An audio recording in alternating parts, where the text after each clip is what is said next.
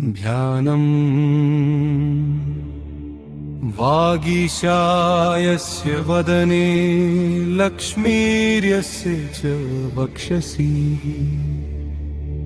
यस्यास्ते हृदये संवित्तं नृसिंहमहं भजे। अधस्तोत्रम्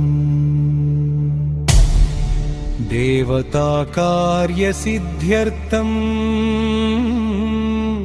सभास्तम्भसमुद्भवम् श्रीनृसिंहं महावीरं नमामि ऋणमुक्तये। लक्ष्म्यालिङ्गितवामाङ्कं भक्तानां वरदायकम् श्रीनृसिंहं महावीरं नमामि ऋणमुक्तये। आङ्प्रमालाधरं शङ्खचक्राब्जायुधधारिणं श्रीनृसिंहं महावीरं नमामि ऋणमुक्तये। स्मरणात् सर्वपापघ्नं कद्रूजविषनाशनं श्रीनृसिंहं महावीरं नमामि ऋणमुक्तये। सिंहनादेन महता दिग्विदिग्भयनाशनं श्रीनृसिंहं महावीरं नमामि ऋणमुक्तये। प्रह्लादवरदश्रीशं दैत्येश्वरविदारणं श्रीनृसिंहं महावीरं नमामि ऋणमुक्तये।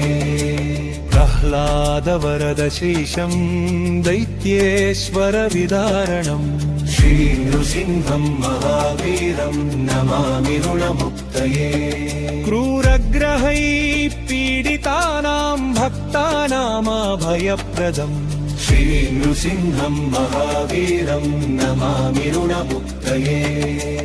वेदवेदान्तयदेशं ब्रह्मरुद्रादिवन्दितं श्रीनृसिंहं महावीरं नमामि ऋणमुक्तये। इत्थं यहत्पचते नित्यं ऋणमोचनसिद्धये अनऋणो जायते शीघ्रं धनं विपुलमाप्नुयात्।